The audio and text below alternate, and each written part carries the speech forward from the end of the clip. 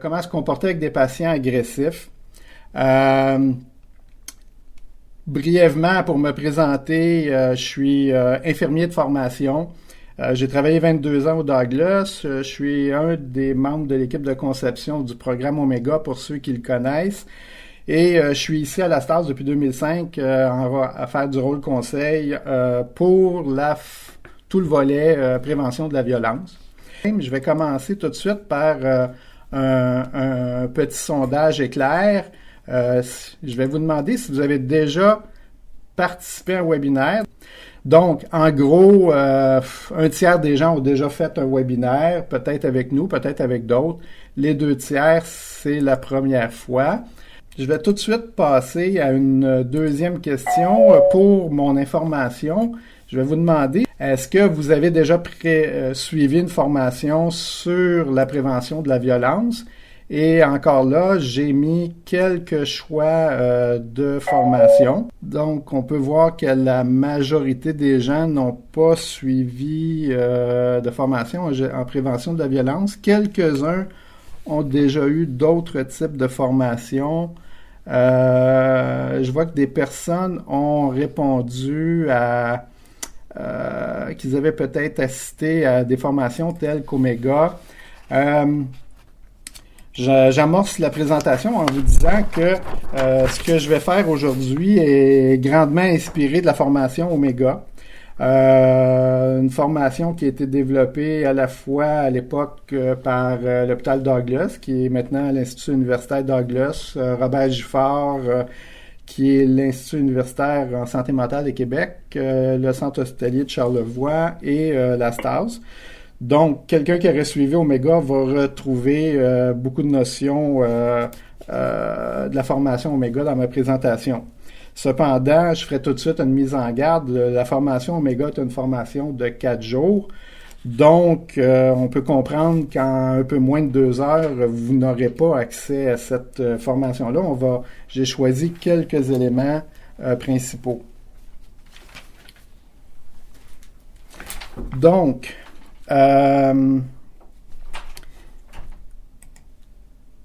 l'objectif aujourd'hui, c'est vraiment de permettre aux travailleurs qui sont confrontés à des situations d'agressivité de prendre conscience de quelques éléments et principes et lignes directrices afin de pouvoir mieux réagir dans des situations tout en assurant sa sécurité. Je pense que l'élément principal ici, ça va être vraiment cette notion-là, le volet sécurité. Donc, pour nous aider, commençons par une définition. Bon, qu'est-ce que l'agressivité? À nos yeux, là, pour les fins de la démarche, je vais considérer l'agressivité comme une énergie, une pulsion, on va dire une force nécessaire à la survie. On s'entend ici, c'est que tout le monde possède une certaine dose d'agressivité. Ça permet de se défendre contre des agressions, d'affronter des obstacles, résoudre des problèmes depuis le début de l'humanité, si on peut dire. Il faut survivre. On utilise souvent l'expression agressivité, mais on la confond parfois avec le mot agression. Je pense que ce qui nous préoccupe beaucoup plus, c'est le volet agression, c'est-à-dire tout ce qui est les actes, les gestes qui ont comme conséquence de provoquer de l'inconfort ou de la crainte quant à sa propre sécurité ou encore quant à celle de ses proches.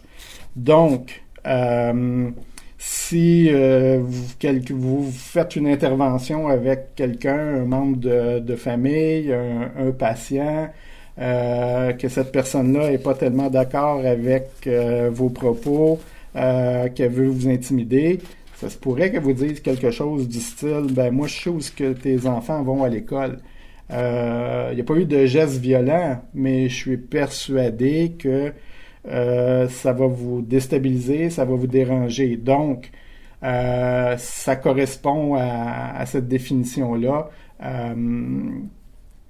Provoquer de l'inconfort, de la crainte. Fait que les menaces, c'est de l'agression. Il y a tout le volet, aussi emploi de la force contre une personne sans son consentement. Je vais parler de contact physique humiliant ou douloureux. à ce moment-là, ça inclut un peu tout, là. C'est pas seulement les coups frappés, mais pincer, gifler, les attouchements, toucher un sein, etc. Quand vous n'avez pas donné la permission à l'autre personne, on s'entend que ça devrait être considéré comme une agression. En tout cas, on devrait essayer on a le droit de mettre fin à ce comportement-là si on n'a pas donné la permission. C'est différent d'un contexte tel que les arts martiaux où il y a des règles, où oui, les gens vont utiliser des techniques physiques un contre l'autre, mais c'est dans un contexte sportif. Donc, il peut être question d'agression verbale ou physique au niveau de ce que les gens ont vécu. Fait que je vous emmène déjà à un troisième petit sondage. Je vais vous demander ici qui a déjà subi des agressions et à ce moment-là, elles sont de quel type? 7% n'ont pas répondu. 14% n'ont jamais eu subi d'agression. 21% ont subi des agressions verbales. Physique dans le cas de 10% et je dirais la majorité des gens ont été victimes à la fois d'agressions verbales et physiques. Ici, c'est sûr que on est dans un contexte de travail. Théoriquement, il ne devrait pas y avoir d'agression. Il faut quand même comprendre que lorsqu'on est victime d'agression, c'est pas toujours prémédité ou intentionnel. OK? Déjà, je pense que vous le savez, dépendant de la condition de vos patients, parfois il peut y avoir des circonstances qui peuvent expliquer le comportement, pas le justifier dans le sens que ce n'est pas acceptable, mais on peut comprendre ce qu'il y a derrière. On peut subir des agressions à la fois de personnes qui sont intoxiquées, de clients qui souffrent de démence, tout ce qui est le lot des problèmes de santé mentale. Ça peut causer des situations difficiles. Il y aura aussi un peu plus loin, et là je ramènerai la notion que parfois ça peut être prémédité. Mais bref, de façon générale, on va retenir le message ici que les agressions ne sont pas acceptables. C'est normal de tenter de se protéger, d'assurer notre sécurité. Je fais déjà une parenthèse. Bon, quand je regarde les listes d'inscription, je vois qu'on a des gens de différents milieux, de la géronto, de centres hospitaliers, de soins généraux. Je vois qu'il y a des gestionnaires, des préposés à l'accueil, réceptionnistes. On a des gens d'un peu tous les secteurs. Dans le cadre de mon travail comme conseiller, il m'est arrivé de rencontrer des gens, je vais prendre l'exemple d'une préposée à l'accueil, qui peut être victime qui est la première personne qui est en contact avec les clients dans le réseau.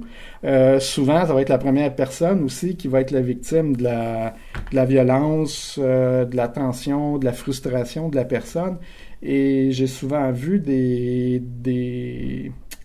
professionnels qui sont trop professionnels. On veut vraiment aider, mais dans des contextes qui dérapent, où la personne devient violente, le professionnel, la réceptionniste, dans mon exemple, va rester quand même au comptoir parce qu'elle a l'impression qu'elle doit donner le service. On est là pour les patients. Mais c'est là qu'il faut faire un petit bémol. Le message ici aujourd'hui, c'est dans comment se comporter avec les patients agressifs, c'est d'abord de se rappeler qu'il est normal de tenter de se protéger et c'est même notre devoir d'assurer notre sécurité. Fait qu'on le verra à l'occasion. C'est peut-être sage de se lever, de quitter, d'aller chercher de l'aide, mais on y repassera, mais je pense que le point de se protéger et d'assurer notre sécurité est passablement important. Quand on est victime d'agression ou quand on en est témoin, je vous dirais que peu importe notre rôle, notre fonction, ça va souvent engendrer toutes sortes d'émotions. Ici, je vais vous inviter je vais vous donner comme l'accès à la fonction d'écriture dans quelques instants et je vais vous inviter à inscrire en un ou deux mots les émotions que vous avez déjà ressenties en situation de violence. Donc, on voit la peur, la colère, l'impuissance, l'incompréhension, l'inconfort, effectivement, la frustration, la paralysie, l'incompréhension, un goût de se défendre, démission, panique, anxiété, c'est intéressant. La surprise, ok, oui. Si on résume, on voit il y a plusieurs personnes qui ont indiqué des réponses semblables. Là, la peur, la colère revient beaucoup. Je vous dirais que ici, là, je vais faire une espèce de synthèse. La peur est souvent présente, la colère, mais il y a aussi toutes sortes d'autres émotions. On en a vu quelques-unes. La culpabilité, je vous dirais que parfois, on peut être victime d'agression et en plus se dire, bon, ben c'est de ma faute, j'aurais pas dû lui dire telle ou telle, ou lui faire telle ou telle demande, j'aurais dû voir le signe précurseur. Fait que parfois, on est doublement victime parce que on se sent coupable, on a l'impression que c'est notre faute. Il y a de la frustration, frustration parce qu'on investit beaucoup d'énergie, beaucoup de temps pour essayer d'aider les clients, puis ça se retourne contre nous. L'impuissance. La frustration, je pourrais aussi la ramener, frustration par rapport à l'organisme, à mes collègues, ils auraient dû m'aider, je l'avais dit. Je pense que quand on est confronté à certaines situations violentes, la panique peut être importante. En gros, ce qu'il faut retenir ici, c'est que toutes les émotions sont permises, sont possibles. On n'a pas à juger de l'émotion de l'autre personne, elle est présente. Quand même que je vous dirais, bon, vous n'avez pas à avoir peur. Quelqu'un qui me dit j'ai peur ou quelqu'un qui me dit je suis en colère, c'est viscéral. L'émotion est là, puis dans mon expérience, j'ai vu vraiment une assez grande gamme d'émotions. Je vous dirais que j'ai même déjà rencontré des gens qui ont indiqué, c'est exceptionnel, mais avoir une certaine joie. Je m'explique. On est en face d'un client qui est agressif contre les autres patients, contre le personnel depuis des années.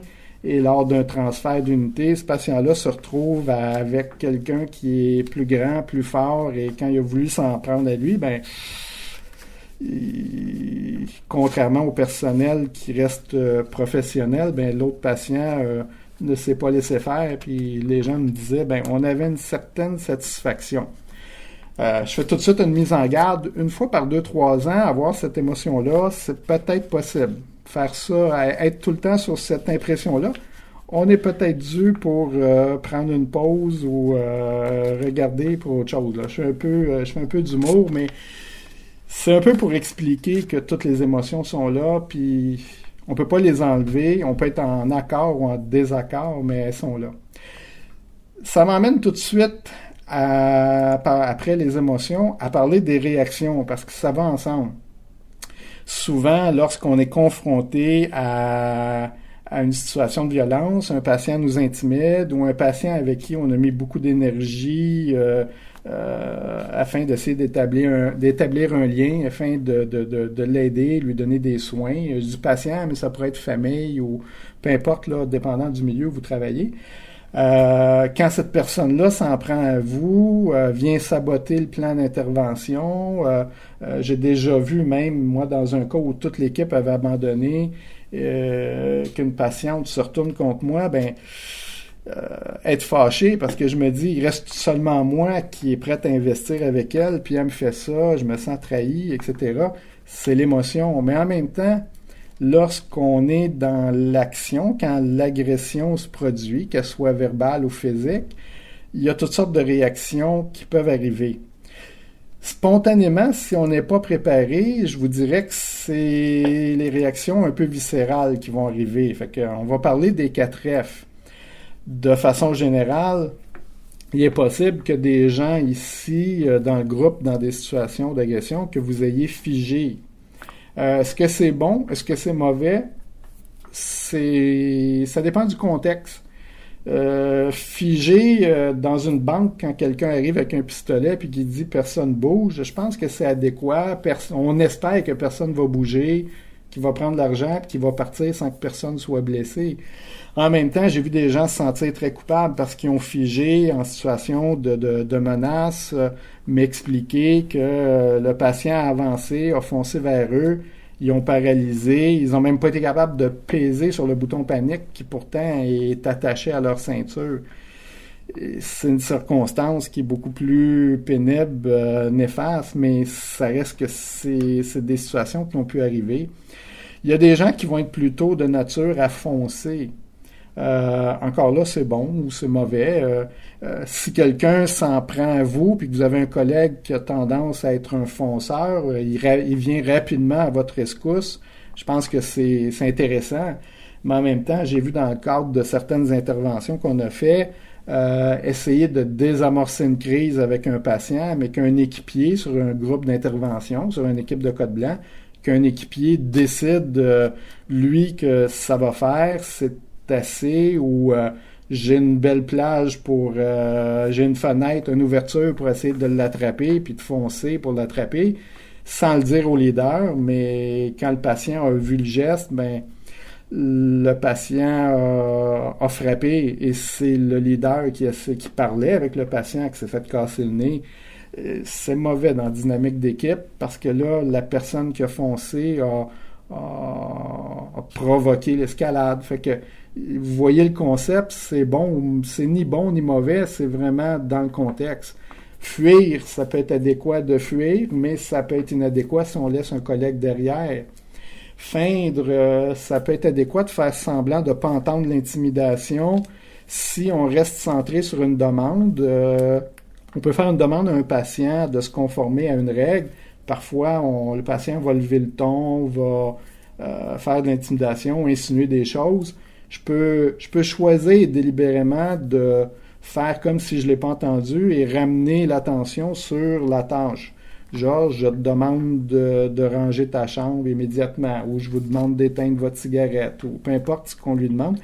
Parfois, de feindre, de ne pas mordre à l'intimidation, ça peut être stratégique et le patient peut se dire, bon, ça n'a pas fonctionné et il va se conformer à notre règle.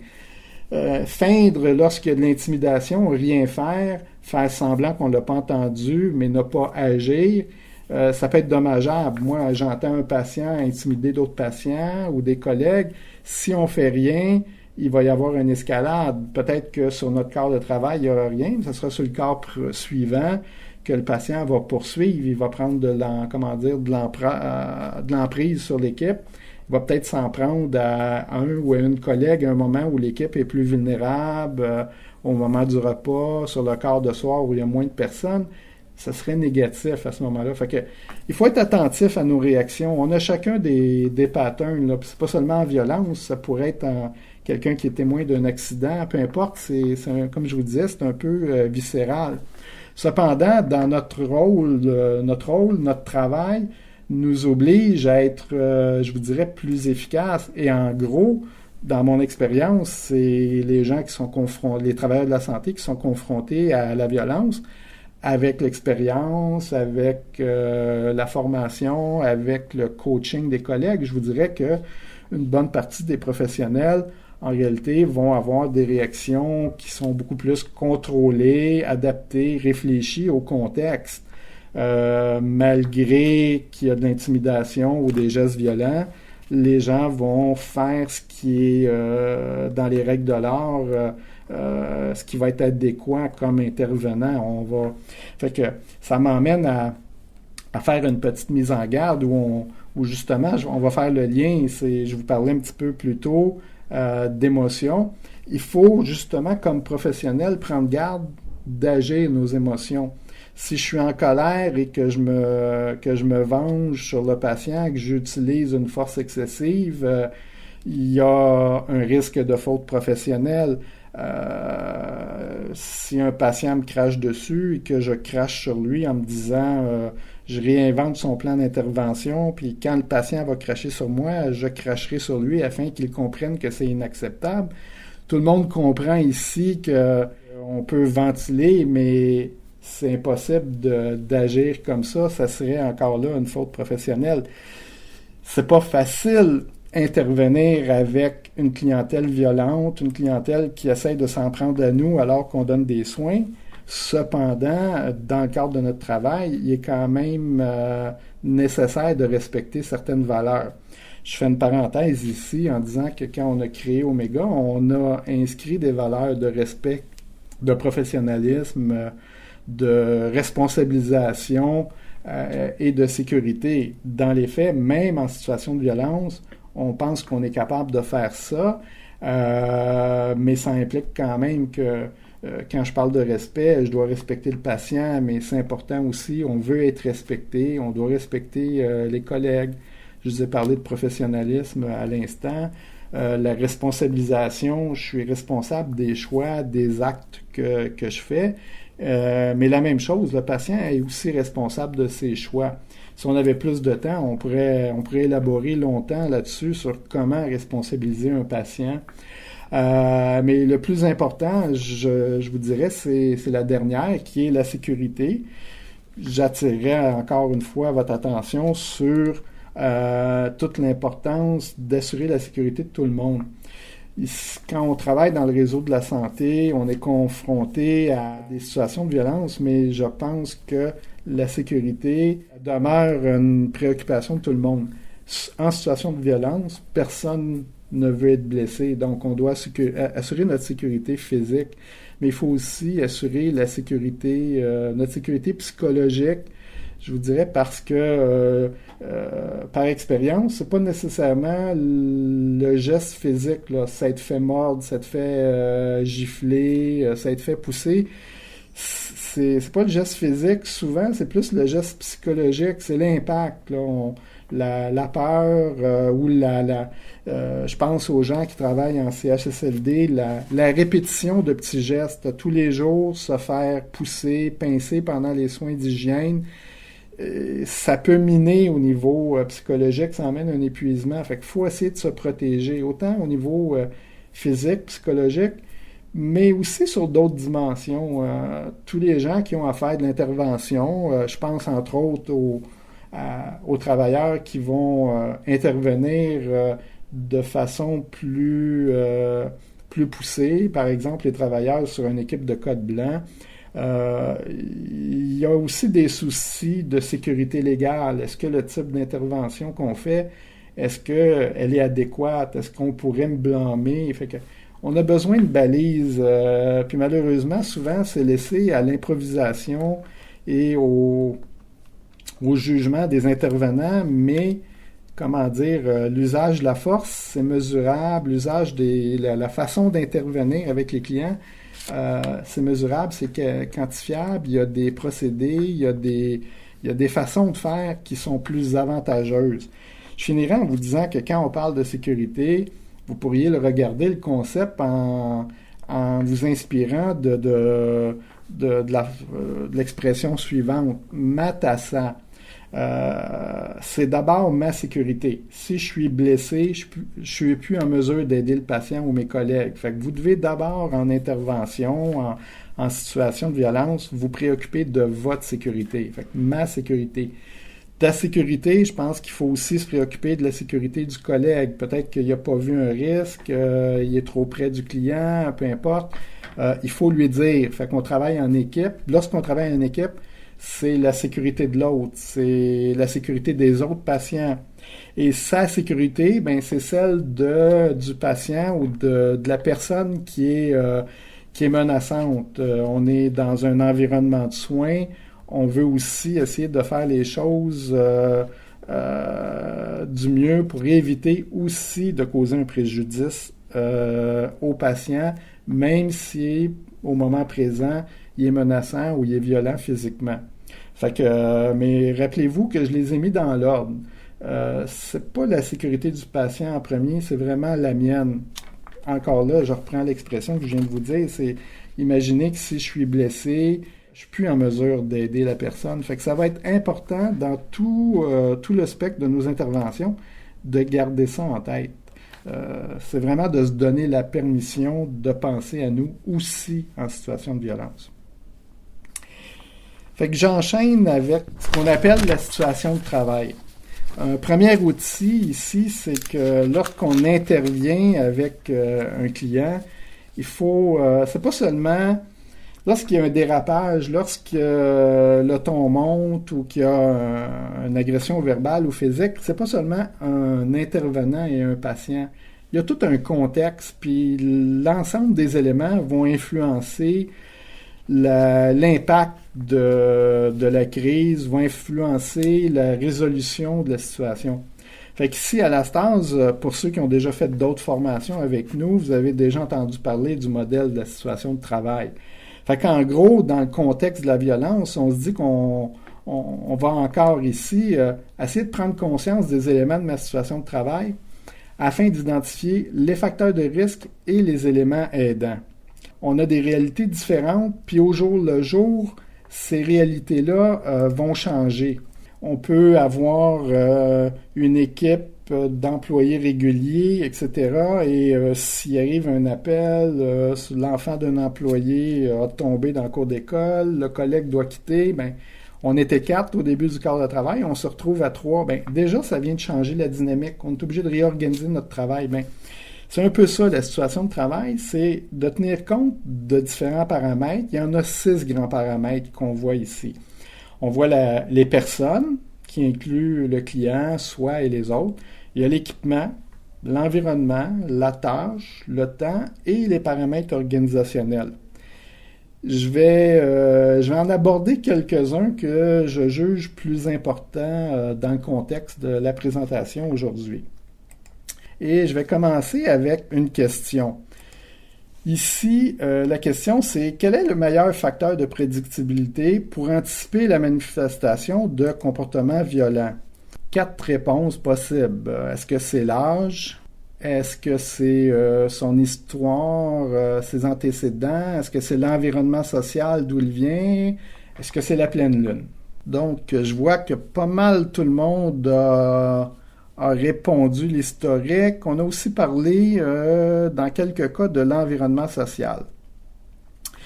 Donc, je pense que mais la littérature nous indique qu'un des facteurs de prédictibilité de la violence, c'est vraiment l'historique du client. Quelqu'un qui a déjà passé à l'acte, qui a déjà frappé, etc., est plus susceptible dans des contextes similaires de reproduire le même geste parce que ça a déjà été fait. Donc, c'est important, quand on le peut, de connaître l'histoire de nos patients, de connaître le contexte. En même temps, je vous dirais qu'il faut prendre garde quand on analyse le contexte, de ne pas mettre une étiquette de violence à tous nos clients, puis de se méfier de tout le monde, de tous les mettre sur le même pied d'égalité. Il faut avoir le contexte. Un client qui aurait été violent avec les ambulanciers, avec les policiers, qu'on nous emmène à l'urgence, mais que dans le contexte, c'était quelqu'un qui était intoxiqué, c'est important, ou en tout cas c'est intéressant de connaître cette information-là, parce qu'avec du recul, on va peut-être vous comprendre et observer que lorsqu'il ne fait pas abus de substance, que c'est une personne qui se comporte bien, mais ce client-là, en présence d'alcool, va avoir une attitude différente, va être pas mal plus belligérant, va s'en prendre à tout le monde. Donc, l'historique va m'aider à mieux ajuster mes interventions, à mieux prédire les choses. Si je pense à la santé mentale, on a des patients qui se comportent très bien dans la société, qui sont autonomes dans la mesure qu'ils prennent la médication qui a été prescrite pour leurs conditions. Mais pour les gens qui ont l'expérience en santé mentale, on sait que dans certains cas, les clients, lorsqu'ils se sentent bien, vont tester ou vont laisser tomber la médication Mais là, si je vous dis que M. X a arrêté de prendre ses médications depuis 2 semaines ou que le propriétaire de la résidence qui l'héberge vous explique ça, on peut comprendre que si sans médication, ce client-là avait déjà agressé les membres de sa famille, ben, on va être un peu plus vigilant quand on va le recevoir si on nous dit qu'il n'a pas pris sa médication. Ça reste que l'historique n'est pas une garantie que quelqu'un qui a été violent va l'être de nouveau avec nous. C'est de l'information qu'on doit utiliser notre jugement clinique, analyser ça dans un contexte. Donc, l'historique, c'est important. Vous allez me dire, moi je travaille à l'urgence, je ne l'ai pas l'historique, effectivement, mais on a peut-être un historique immédiat, ce que la famille, ce que les ambulanciers vont nous décrire, et graduellement on va essayer de améliorer notre banque d'informations sur le client. Deuxième élément important, je crois, c'est d'observer les changements de comportement. L'historique, c'est une prévision que peut-être pendant l'hospitalisation, il pourrait y avoir une situation dans un contexte X où le client pourrait se désorganiser, devenir violent. Le changement de comportement, je vous dirais que là, on peut se dire, bon, ben, dans notre quart de travail, dans la prochaine heure, peut-être qu'on pourrait avoir des mauvaises surprises. Un changement de comportement, ça peut être le client qui, à tous les matins, se lève, fait sa routine d'hygiène, est le premier en ligne pour venir déjeuner. Ce matin, il n'est pas là. Ben, le changement de comportement devrait m'alerter. Je devrais me poser des questions. Pourquoi Monsieur Georges n'est pas là ce matin? C'est pas dans sa routine. Est-ce que c'est un signe qui va être agressif? Pas nécessairement. Il y a peut-être un problème physique aussi, mais ça devrait attirer mon attention. Ça pourrait quand même être un prédicteur. Si ma collègue me dit qu'il y a eu un téléphone de sa famille, puis il est parti en bougonnant, peut-être qu'il y a eu une mauvaise nouvelle. Donc, on va être assez attentif à ça. Changement de comportement dépendant des milieux où vous travaillez, ça peut être un changement dans les habitudes de vie. Effectivement, mon client qui arrive, qui est toujours à l'heure dans ses rendez-vous, bien habillé, puis qui n'est pas là ce matin ou qui arrive en retard, qui a visiblement sans l'alcool, on peut constater qu'il y a un changement. Il y a quelque chose qui ne va pas bien dans sa vie, une mauvaise nouvelle, je ne sais pas encore, mais je vais être attentif à ça. Le changement de vêtements ou ne pas avoir changé de vêtements, avoir des vêtements sales alors que d'habitude il est bien tenu. Fait que c'est des indices. En dernier lieu, j'attirais l'attention sur l'augmentation de motricité. Un client qui commence à s'agiter physiquement, qui commence à claquer les portes, mais là, je vous dirais qu'en termes de prédiction, la prédiction météo, c'est que dans les prochaines minutes, là, d'ici 1 ou 2 minutes, ça se peut qu'il éclate. C'est sûr que c'est un client qui claque toujours les portes, c'est pas un changement de comportement. Mais là, j'ai pas entendu l'histoire, je vois qu'il a le ton monte avec un autre client, sort de la pièce, claque la porte, pousse une chaise. Tout le monde peut comprendre qu'il y a un potentiel d'explosion ici. Donc, ce seraient les éléments les plus importants sur lesquels j'attirerais votre attention, mais c'est sûr qu'il y a d'autres facteurs, le diagnostic, son humeur, etc. On devrait en tenir compte. On devrait tenir compte de soi. Au niveau de nous, il faut penser à nos forces, à nos limites. On se lève pas toujours du même pied. On peut être inquiet parce que quelqu'un de notre famille vit des difficultés, une chirurgie, une ado qui a une peine d'amour, peu importe. Ça peut faire qu'on n'est pas complètement dédié à notre travail. On doit tenir compte de nos forces et faiblesses, de notre expérience, nos connaissances, tout ça, ça va entrer en ligne de compte. Mais en même temps, au quotidien, on a des bonnes et des moins bonnes journées et parfois, ça peut influencer la façon qu'on interagit avec le client. Parfois, le client nous tombe sur les nerfs, mais est-ce que c'est lui qui est manipulateur ou provoquant ou c'est peut-être nous qui ne sommes pas dans notre meilleure journée? On doit faire attention à nos réactions. Et en plus, je vous dirais que pour les gens qui ont de l'expérience, on doit prendre garde à la routine. La routine en situation de violence, ça peut être un piège. On prend pour acquis les situations qui se passent bien tous les jours et on n'est pas prêt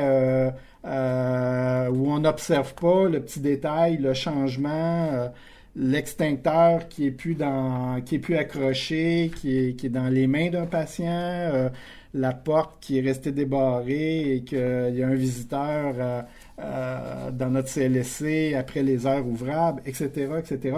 Il faut prendre garde à la routine. Prochain élément, je vous dirais que peut-être un petit mot sur l'équipement. Il faut être attentif dans notre environnement à tout ce qui nous entoure. Il y a des objets qui peuvent devenir des armes potentielles. Il y en a qui sont plus susceptibles d'être utilisés par le patient. On ne peut pas, éliminer tous les objets de notre environnement de travail, mais il faut en être conscient que certains objets pourraient être utilisés, dépendant du type de clientèle, du type de risque. On va aménager nos environnements en prenant garde d'éliminer certains équipements. On va ranger les ciseaux, etc. Il y a des choses qui semblent évidentes, mais je vous dirais que dans mon travail sur le terrain, parfois je visite, je vais vous donner un exemple, un CLSC, je vais voir une roche immense, la grosseur d'une tasse à café sur le bureau de la personne. C'est son presse-papier, c'est une roche qu'elle a ramenée de son voyage dans les Caraïbes, c'est un souvenir.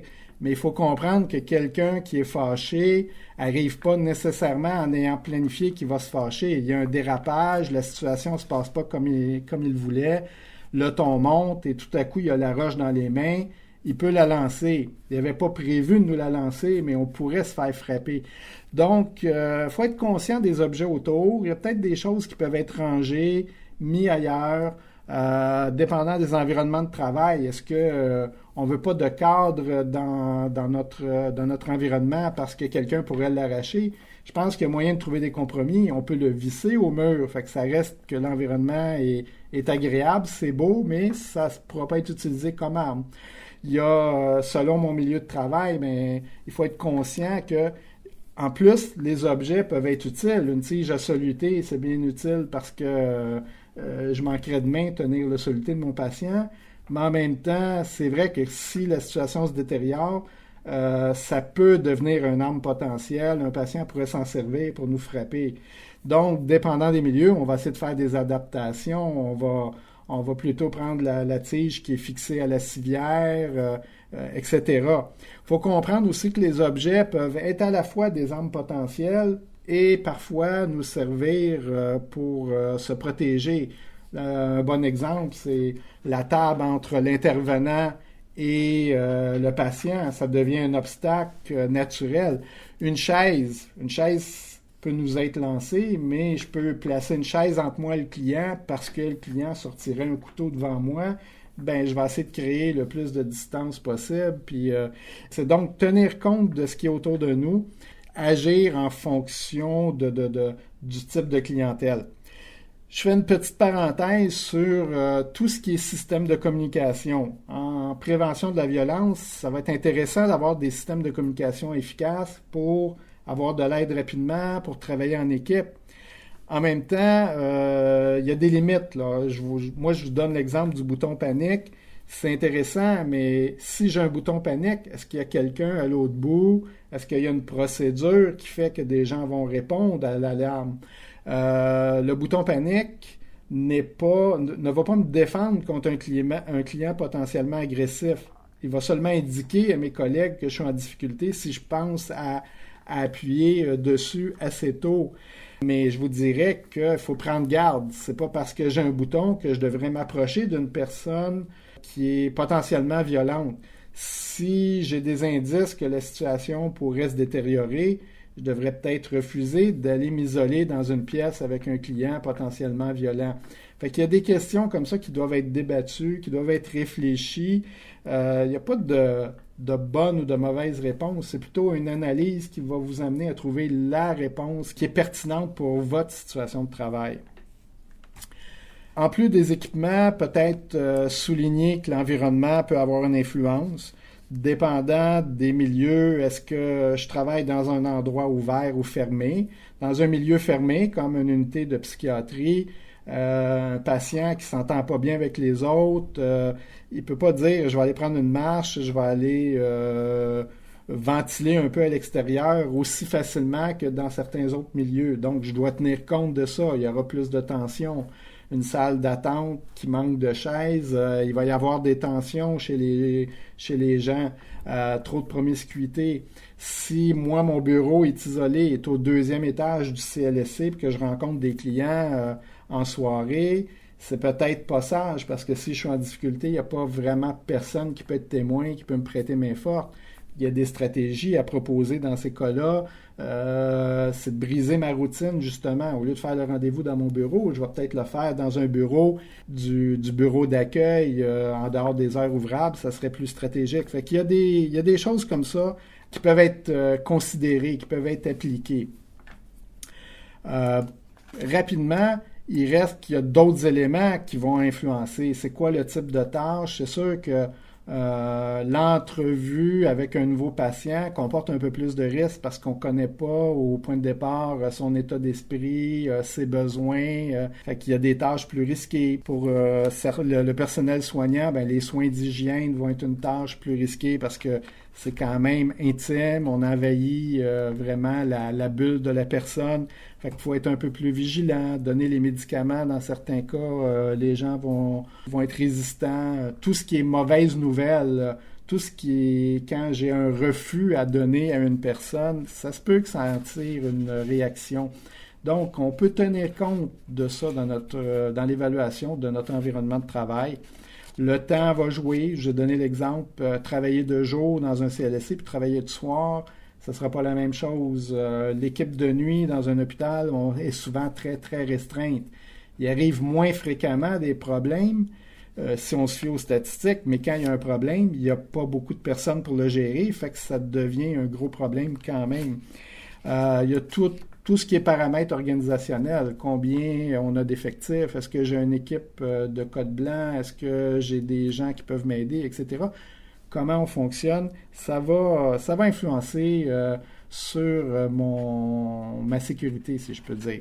Après avoir tenu compte de notre environnement de travail, je vous emmène sur ce qu'on appelle l'appréciation du degré d'alerte. Je pense que c'est un outil qui est concret, que tout le monde devrait être capable d'appliquer assez rapidement. En gros, le but ici, c'est d'évaluer la personne afin d'adapter notre niveau d'alerte. Adapter notre niveau d'alerte ou adapter notre niveau de vigilance. En gros, on ne peut pas être constamment sur l'adrénaline lorsqu'on travaille avec la clientèle. On n'est pas un touriste en vacances, on n'est pas complètement relax, on est attentif, mais je ne peux pas être sur l'adrénaline non plus. Cependant, quand il y a un risque, quand il y a un danger, il faut être plus vigilant pour savoir bien réagir. Je vous dirais ici que quand on est dans l'appréciation du degré d'alerte, c'est un peu dans le quotidien. À chaque fois que je vais avoir un contact avec un client, est-ce qu'il y a des indices, est-ce qu'il y a des signes précurseurs qui vont faire que je vais modifier la façon d'intervenir? Est-ce que souvent, on va entendre qu'il y a eu une agression, puis on va dire « Ah, c'est imprévisible ». Puis quand on va faire l'analyse avec les gens, il y a souvent, en recoupant toutes les informations, on va voir qu'il y avait certains indices, un potentiel de risque, mais qu'on n'avait pas été sensible à ça. Fait qu'on va y aller par étapes. Premier niveau, premier élément, on va parler d'anticiper sa protection. Avant même d'intervenir, de parler à un client, on peut déjà avoir en tête quelques principes. Fait que le premier principe ici, ça va être d'anticiper une distance sécuritaire. Quelle est la distance minimum sécuritaire face à un individu potentiellement agressif? Est-ce que c'est une longueur de bras? Est-ce que c'est 2 longueurs de bras? Est-ce que c'est la longueur d'un pas, 0,5 mètres, un pas et une longueur de bras? Je vous ai donné 5 choix, puis à la toute fin, 2 longueurs de bras, 2 longueurs de pas. J'ai 19% qui est une longueur de bras. La majorité nous dit 2 longueurs de bras.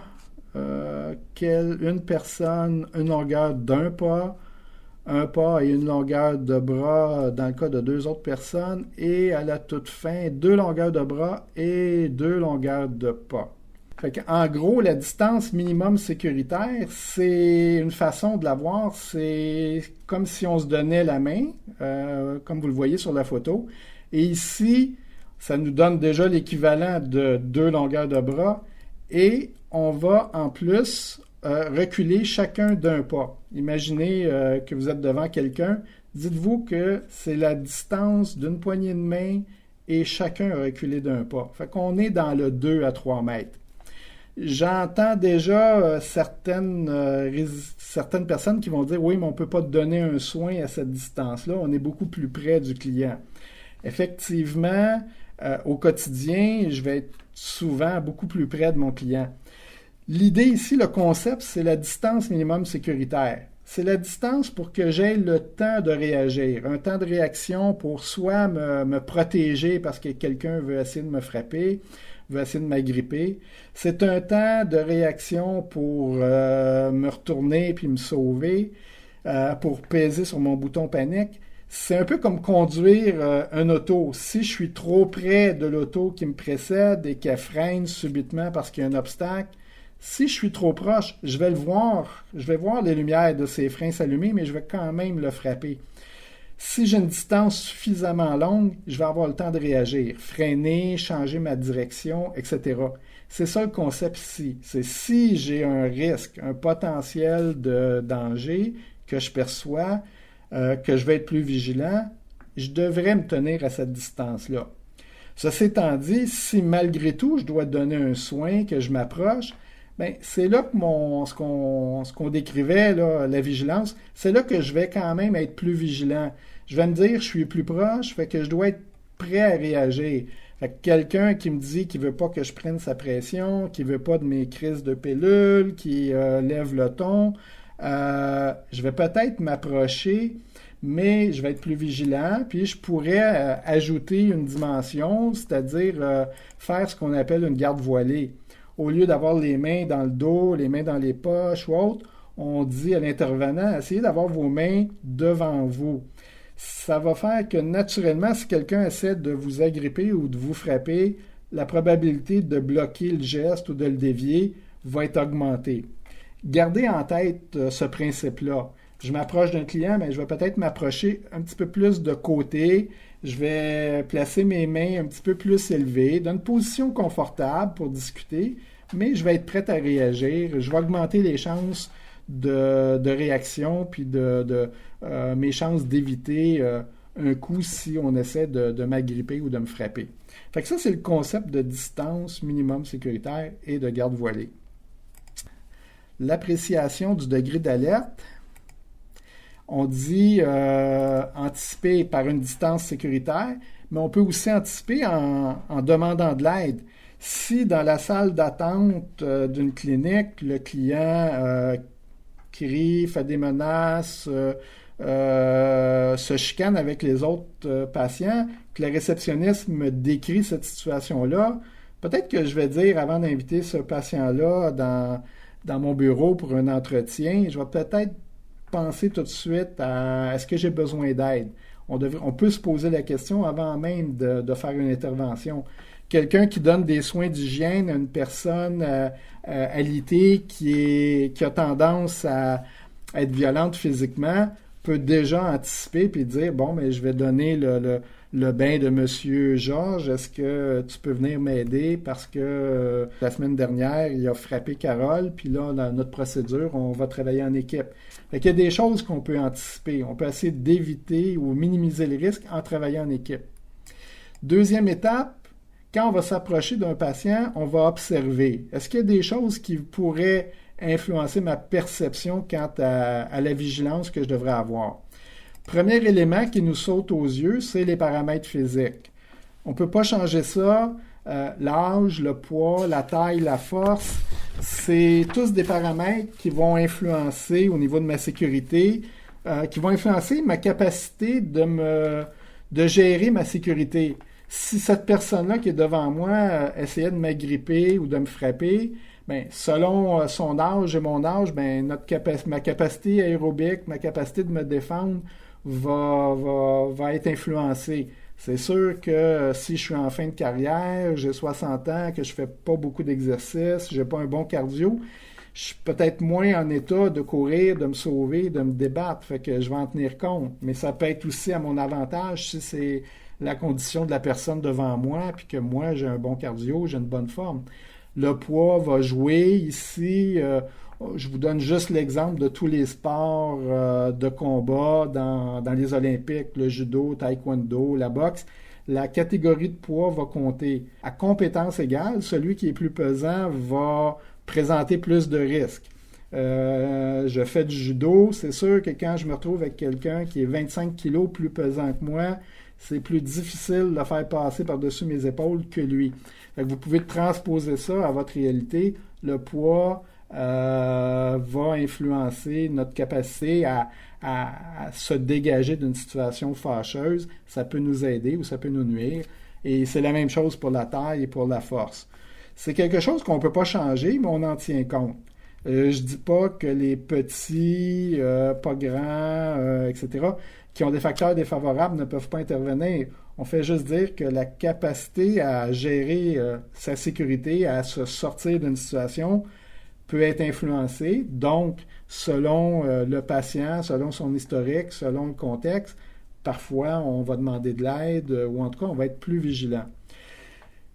Prochain facteur qui est important, on va se concentrer sur le non-verbal. Qu'est-ce que je vois? Qu'est-ce qui va me dire qu'une personne ne va pas bien? Bien, allez-y de façon systématique, la tête aux pieds. On va regarder les yeux. Les yeux, ça parle beaucoup. Est-ce qu'il est confus? Est-ce qu'il est en colère? Est-ce qu'il a l'air joyeux? C'est un indice. L'expression du visage, c'est la même chose. La colère, la tristesse, la confusion. Ensuite, on va descendre, on regarde les mains.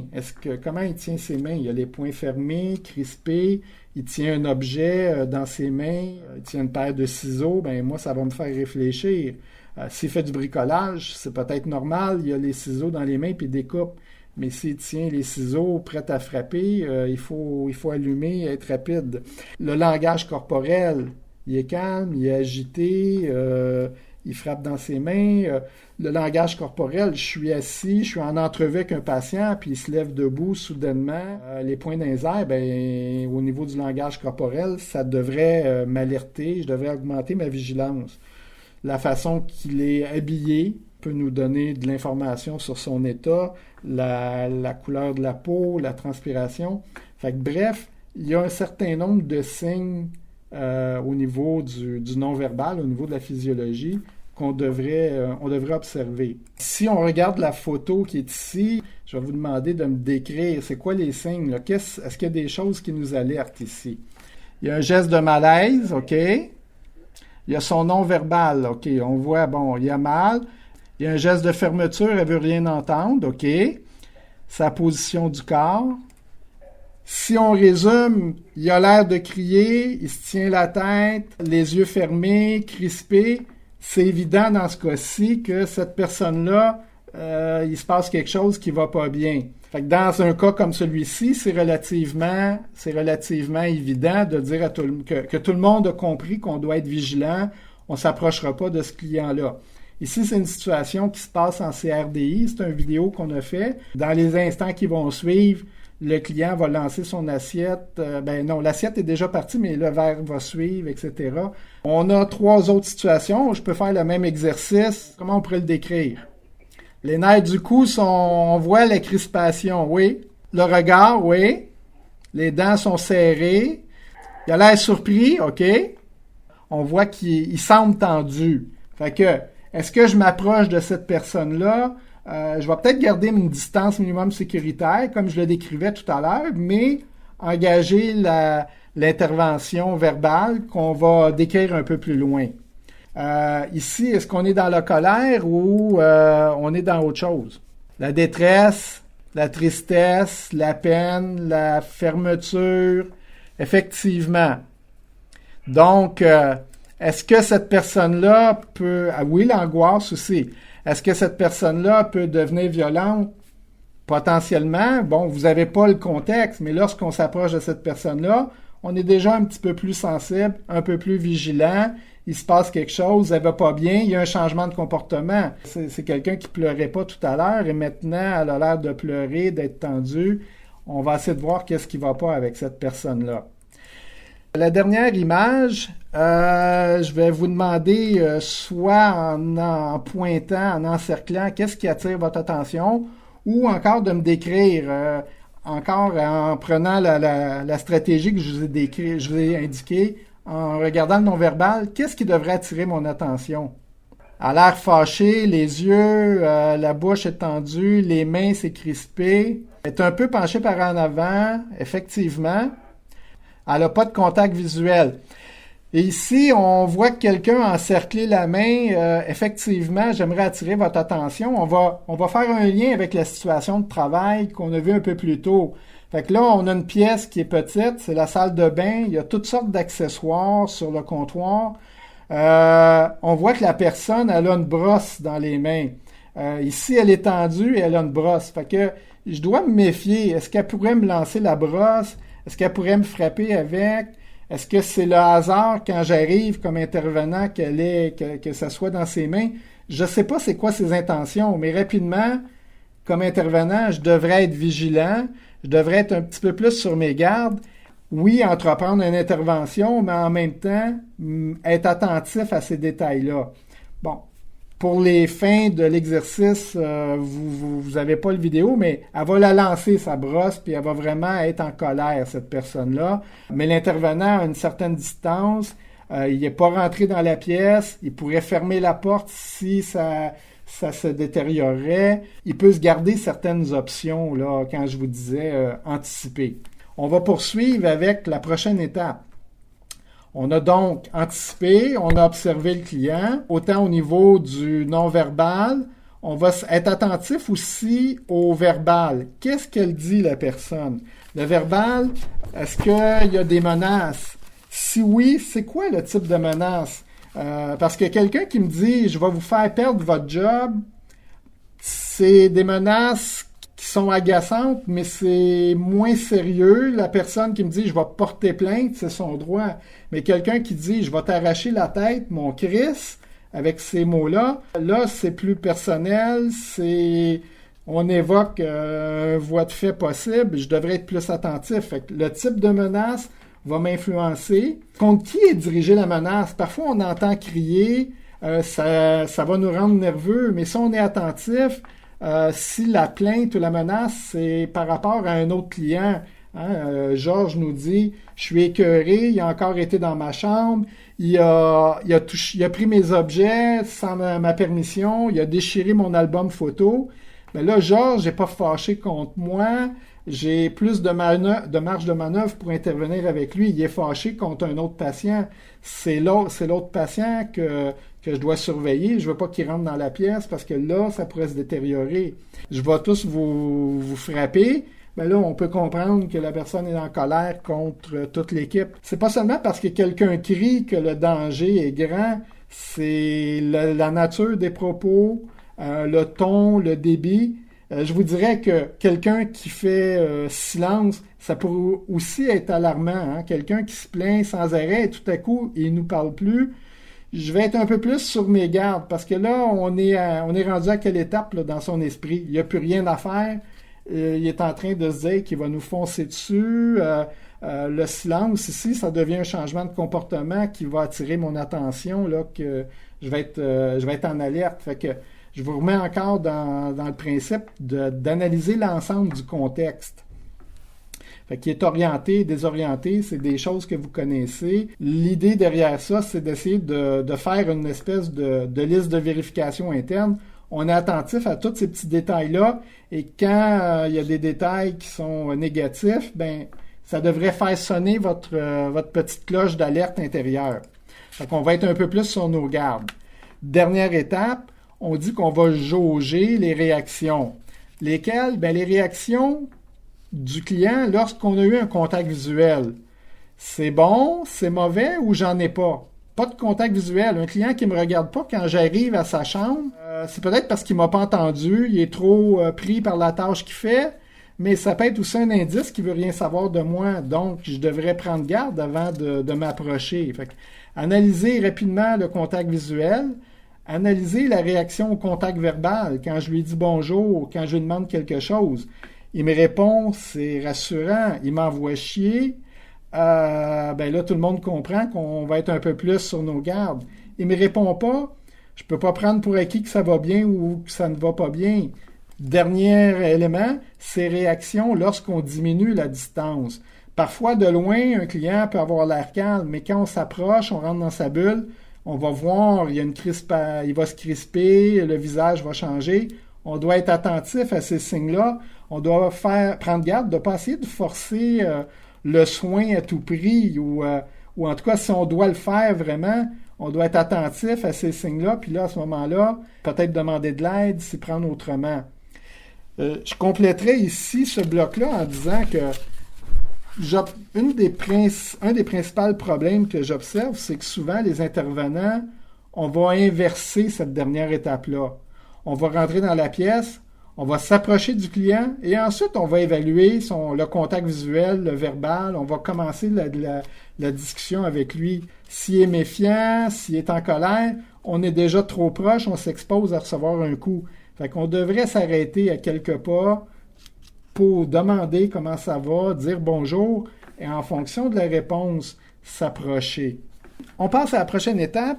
Quand on rencontre un potentiel de dangerosité, on pourrait qualifier qu'il y a deux grandes catégories de personnes qu'on va rencontrer. Il y a les personnes qui sont en train de perdre leur contrôle, puis il y a les personnes qui vont tenter de prendre le contrôle. Si on a vu au début du sondage, il y avait quand même plus de la moitié des gens ici qui avaient été exposés à de l'agressivité. Bon, ben, la perte de contrôle, on pourrait dire que certains de nos clients vivent parfois des grandes difficultés émotionnelles. Ça va se traduire par de la violence, mais qu'est-ce qui est derrière ça? C'est toutes sortes d'émotions. Les stresseurs aigus, ça correspond à la souffrance, la douleur. Vous le savez, quelqu'un qui est souffrant, qui n'est pas soulagé, va devenir beaucoup moins tolérant, risque d'être plus agité. Quelqu'un qui vit un stress comme la perte d'un emploi, un divorce, une séparation, ça va aussi être des situations où quelqu'un peut se désorganiser. L'accumulation, parfois quand on va discuter avec quelqu'un, on va réaliser qu'il est arrivé plusieurs événements fâcheux dans sa vie. Fait que l'accumulation pourrait faire exploser quelqu'un. L'injustice, on le voit dans le réseau de la santé, en salle d'attente. Pourquoi lui passe avant moi? Je suis arrivé avant lui. La personne ne comprend pas qu'on y va par système de priorité. Pour lui, c'est injuste. Il va peut-être se désorganiser.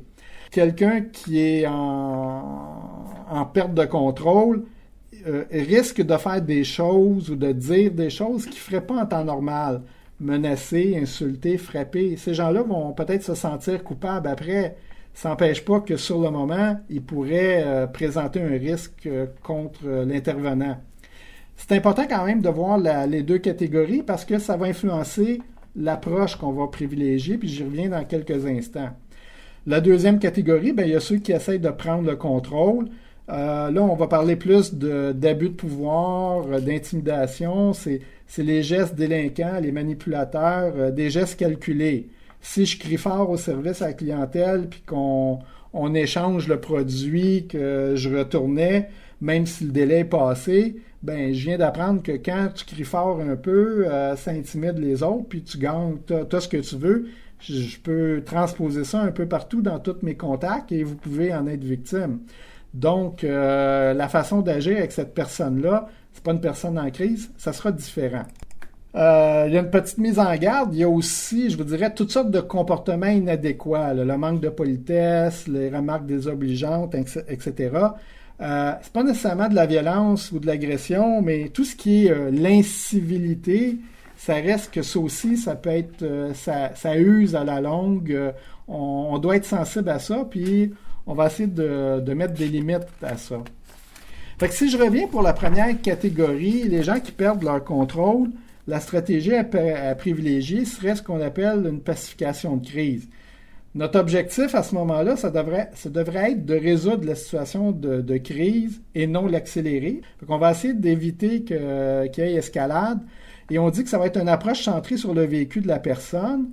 Et en gros, on va faire passer la crise en mots et non en mots MAUX. Ça va être une intervention qui va être verbale. On va essayer d'amener la personne à s'exprimer, puis à ce que la tension tombe en le faisant parler le plus possible. Comment on va réagir à ce moment-là? Je vous présente un petit vidéo brièvement.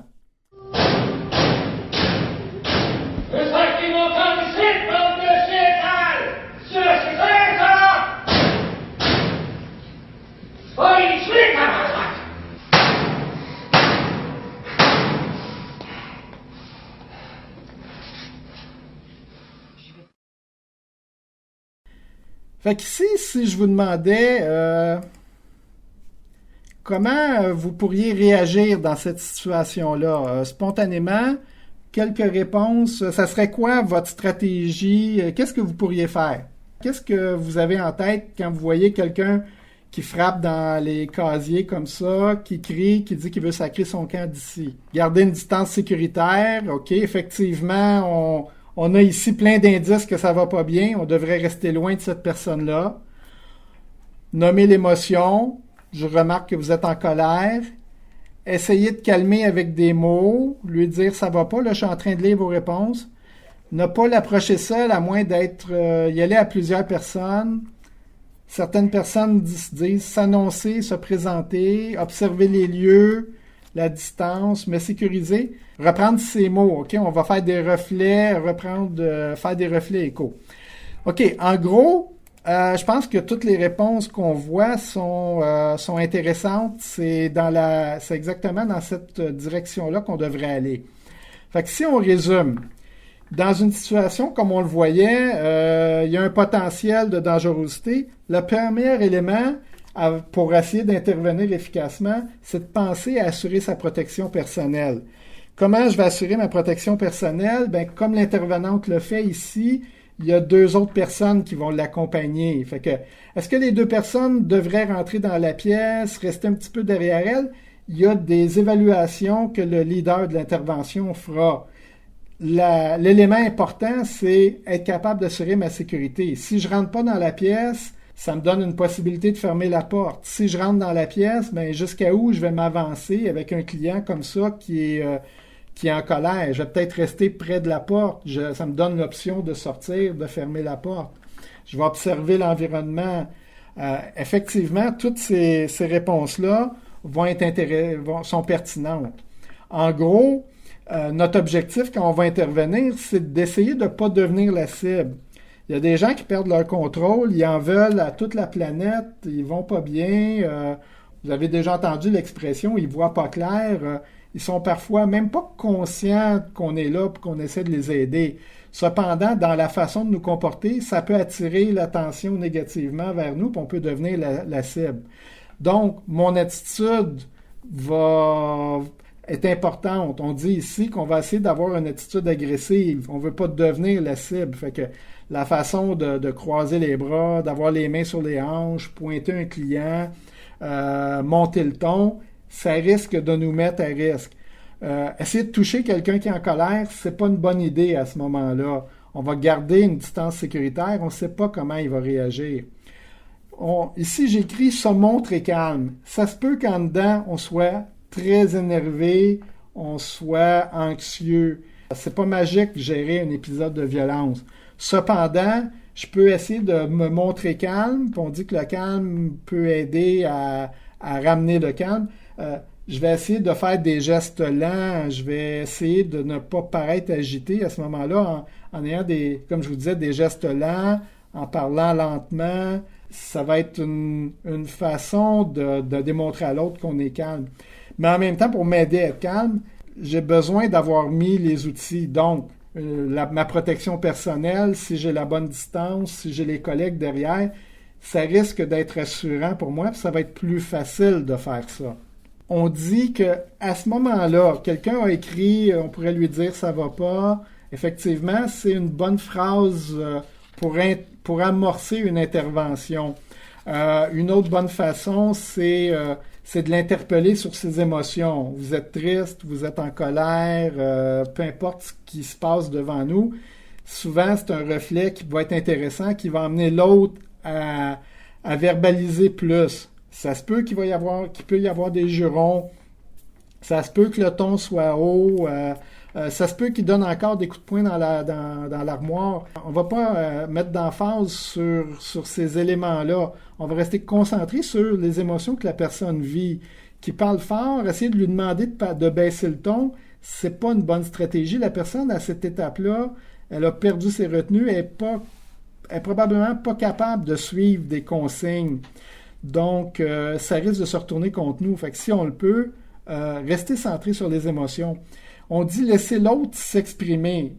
Il va peut-être dire des choses qui sont pas jolies, mais c'est son opinion. J'ai pas à être d'accord avec. J'ai juste à être à l'écoute. Je veux essayer de lui démontrer que je suis à l'écoute, pas que j'essaye de le contrôler, parce que là, ça pourrait déraper. J'interviendrai pas au sujet des comportements ici, sauf si la sécurité immédiate de quelqu'un est compromise.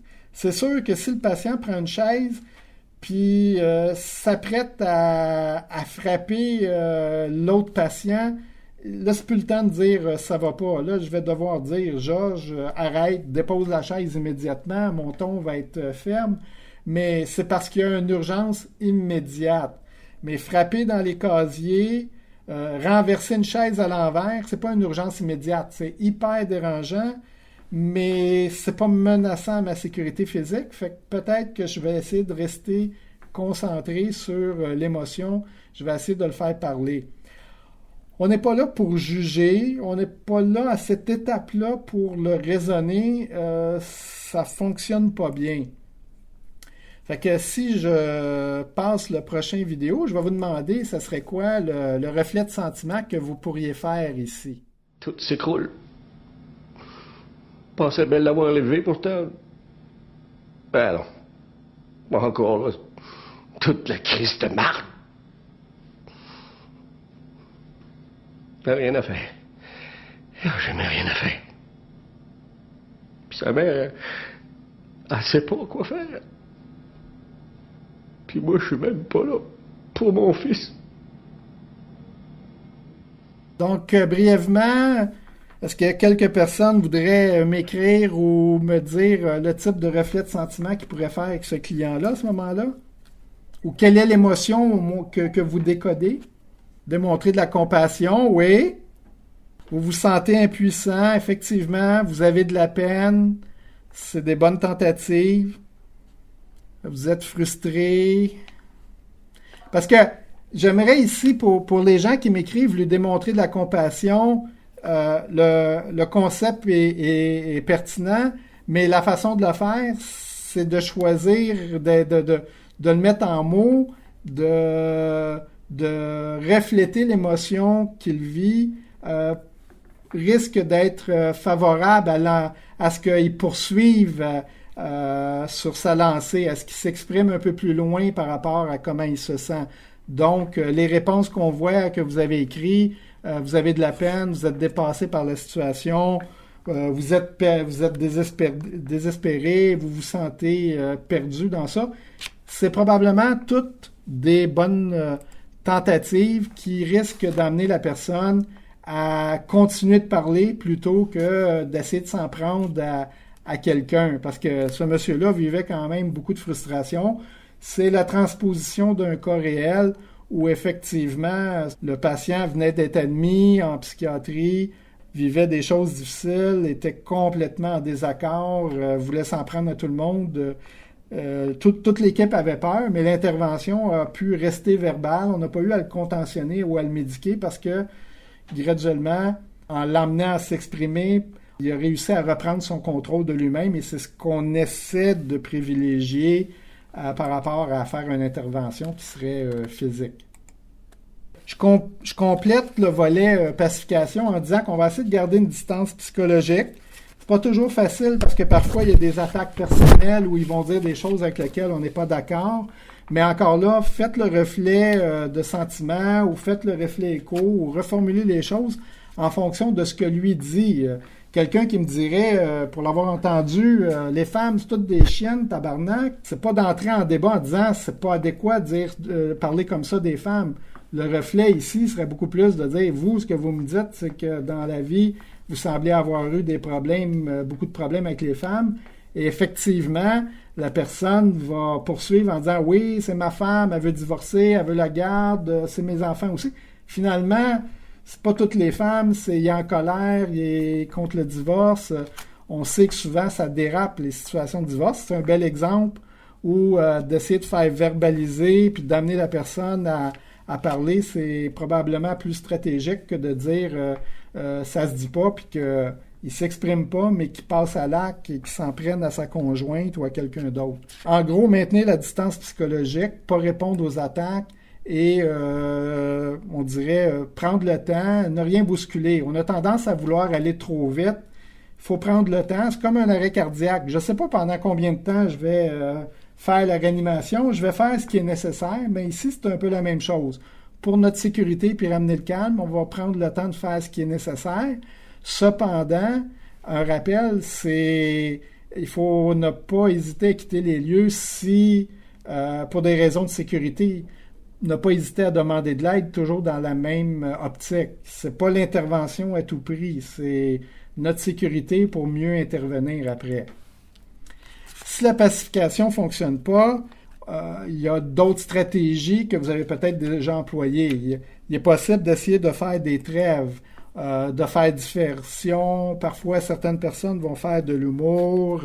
On va essayer de se sortir d'une situation qui escalade. Je peux tousser, je dis que je vais aller boire de l'eau, je dois aller aux toilettes. Certaines personnes vont dire, ben vous avez le droit de vous plaindre, on a un formulaire de plainte, je vais vous en donner une copie. Je vais aller chercher quelqu'un en autorité qui a le pouvoir de régler votre situation. Moi, j'ai pas ce pouvoir-là. C'est toutes des formes de trêve qui peuvent permettre d'interrompre l'escalade puis de nous permettre de se mettre dans une meilleure position pour poursuivre, là, soit en allant chercher de l'aide, en sortant des lieux. C'est des stratégies qui sont possibles. Si je ne suis pas devant une personne en crise, mais plutôt quelqu'un qui tente de prendre le contrôle, on dit que là, à ce moment-là, les interventions verbales plus encadrantes vont être appropriées. Faire des demandes claires. Nous, on va parler de requête alpha dans la formation Oméga. On peut faire des requêtes précises. Exemple ici, M. Laplante, déposer les ciseaux sur la table immédiatement. Là, ici, mon ton est là, c'est pas négociable, il y a des ciseaux dans les mains, je peux pas poursuivre l'intervention, c'est risqué. Je vais pas lui demander de me donner les ciseaux, parce que là, il va s'approcher avec les ciseaux, puis c'est inacceptable dans le contexte. Je vais lui demander de les déposer sur la table, je vais lui demander de les déposer dans le tiroir derrière moi. Il veut peut-être pas me les donner parce qu'il a peur, il se sent menacé, fait que il veut pas que j'aie les ciseaux moi non plus, mais je vais trouver une stratégie en mettant des requêtes pertinentes, appropriées, qui vont demeurer sécuritaires.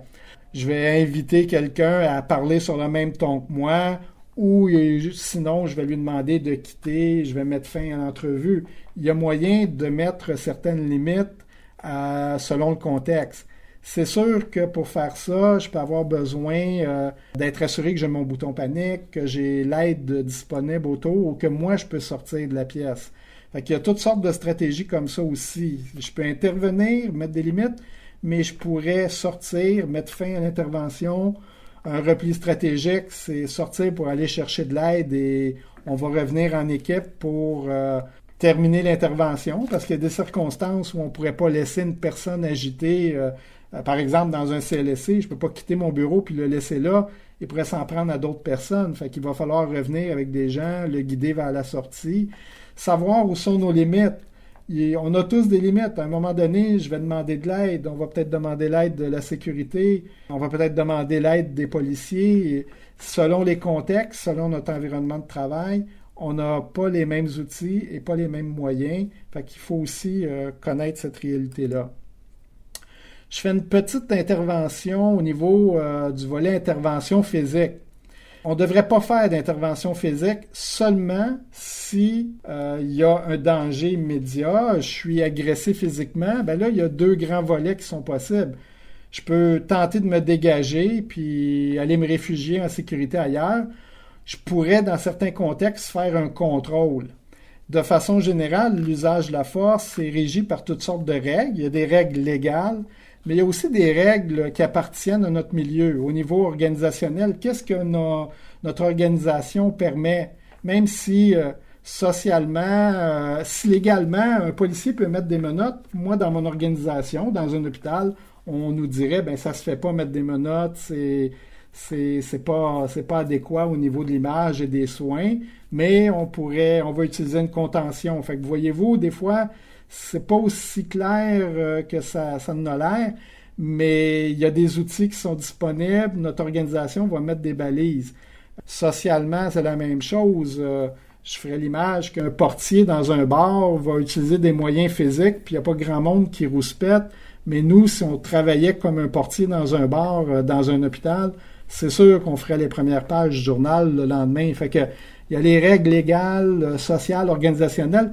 Il y a toutes sortes de paramètres. J'ai pas le temps d'aller plus loin, mais j'attire votre attention sur le fait qu'il y a moyen de mettre un langage et de mettre des balises. Je terminerai avec 5 principes pour assurer sa sécurité. En gros, je vous dirais que ça devrait être présent tout le temps dans vos interventions, ces 5 principes-là. C'est de toujours avoir en tête que je dois me protéger, je peux me protéger, j'ai la permission de se protéger. Je pense que ça, c'est bien important. C'était un peu les propos de la rencontre. Vous devez constamment évaluer et réévaluer. Le client qui va bien maintenant, ça se peut que son état va changer parce que là, on vient de lui annoncer une mauvaise nouvelle. On lui a dit qu'il n'y aura pas le rendez-vous au moment prévu. On lui dit que son traitement va être reporté. On évalue, ça se peut que son comportement, son état va changer, son non-verbal, le verbal. On va essayer de prévoir. J'annonce une mauvaise nouvelle, ben s'il y a un historique de mal réagir quand on lui refuse certains traitements, certains soins, je vais peut-être le faire tout de suite en demandant à quelqu'un d'être présent. On prend le temps qu'il faut pour désamorcer les situations. Si on va trop vite, il y a des gens chez qui ça va entraîner une escalade, puis votre sécurité est plus importante que d'essayer de terminer ma tâche rapidement. Puis en dernier lieu, c'est se centrer sur la personne, entre autres en essayant de faire de la pacification, ça peut être une bonne stratégie, mais se centrer aussi sur vos besoins, sur les besoins de vos collègues, sur comment ils se sentent, ils ont peur, ils sont craintifs, ils ont besoin d'aide. C'est aussi ça, se centrer sur la personne, c'est sur nous, sur les autres. Se centrer sur la personne après un incident de violence. Est-ce que la personne doit verbaliser? Est-ce qu'elle doit être guidée, dirigée vers de l'aide? Parce qu'il y a des possibilités de choc post-traumatique, etc. C'est un peu tout ça. Et ça, ces 5 principes-là, ils devraient être là en permanence. Ça m'emmène à une dernière question. Lorsqu'on est confronté à une personne en crise, laquelle des stratégies suivantes est la moins favorable pour votre sécurité? Dans quelques instants, vous allez voir le petit sondage.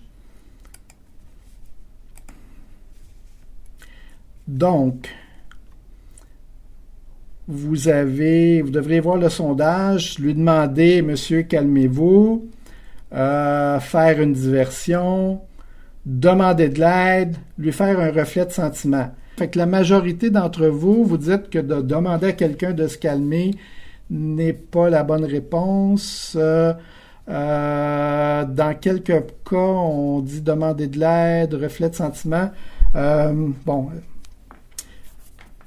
En gros, je reviens sur la réponse A. Demander à quelqu'un de se calmer, c'est une expression qu'on utilise souvent. Monsieur, calmez-vous. Mais si on revient avec les principes de pacification, si au point de départ, je ne sais pas si la personne est en perte ou en prise de contrôle, on suggère de commencer avec un mode de pacification. À ce moment-là, il serait plus sage de faire un reflet de sentiment, de dire ça va pas, de demander de l'aide, de travailler en équipe, etc. Plus sage que de demander à quelqu'un de se calmer, parce que quelqu'un qui a perdu son contrôle, ça va être difficile pour lui de se calmer. Sa définition d'être calme correspond peut-être pas à la nôtre. Moi, j'ai déjà dit à quelqu'un, monsieur, calmez-vous. Puis la réponse, ça a été, je suis calme. Si je n'étais pas calme, je t'aurais cassé ta crise de gueule. Donc, je pense qu'on n'avait pas la même perception de calme. Quand on fera des requêtes alpha, on sera peut-être plus précis si c'est pas quelqu'un qui est agité.